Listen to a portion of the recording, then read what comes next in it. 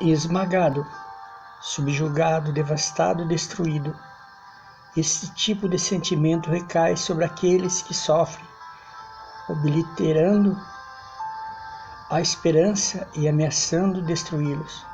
O sofrimento tem muitas formas: abuso físico, fraqueza em virtude de uma enfermidade, ostracismo social e perseguição. A dor e a angústia tentam uma pessoa a desistir, a se render, a ceder.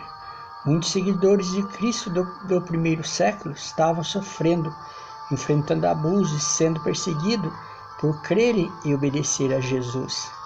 Iniciada em Jerusalém pelas mãos de seus irmãos judeus, a perseguição se espalhou pelo resto do mundo, onde quer que os cristãos se reunissem. Essa situação chegou ao clímax, quando Roma determinou livrar o império daqueles que eram de Cristo, que se curvavam a César. Pedro conhecia bem a perseguição, espancado e preso. Ele havia sido frequentemente ameaçado, viu-se companheiro cristão morrer e a igreja dispersa. Mas conhecia Cristo. Nada poderia abalar sua confiança em seu Senhor ressurreto. Então Pedro escreveu à igreja dispersa, que sofria pela fé, oferecendo-lhe conforto e esperança, exortando-a à lealdade contínua a Cristo. Pedro começa agradecendo a Deus pela salvação. Ele explica aos seus leitores que as provações refinariam a sua fé. Deveriam crer apesar da circunstância.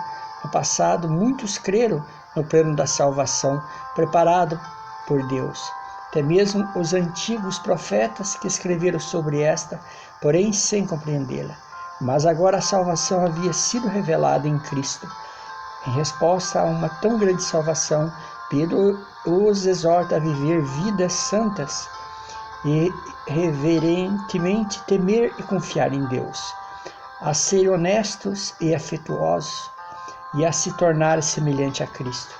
Jesus Cristo como a pedra principal da esquina, ou a pedra angular sobre a qual a igreja deve ser edificada, é também a pedra que foi rejeitada, levando aqueles que são desobedientes a tropeçar e cair. Mas a igreja edificada sobre esta pedra deve ser o santo sacerdócio de Deus. Em seguida, Pedro explica como os cristãos deveriam viver durante os tempos difíceis. Os cristãos deveriam ser irrepreensíveis, imitando a Cristo em todos os aspectos sociais, senhores e escravos, maridos e esposas, membros da igreja e vizinhos. Cristo deve ser o nosso modelo de obediência a Deus em meio ao grande sofrimento. Pedro então esboça a atitude correta de ser tomada diante da perseguição, não estranhá-la, ser grato pelo privilégio de sofrer por Cristo e confiar que Deus trará a libertação. Então Pedro dá algumas instruções especiais. Os anciões deveriam cuidar do rebanho de Deus. Os homens mais jovens deveriam ser submissos aos mais velhos.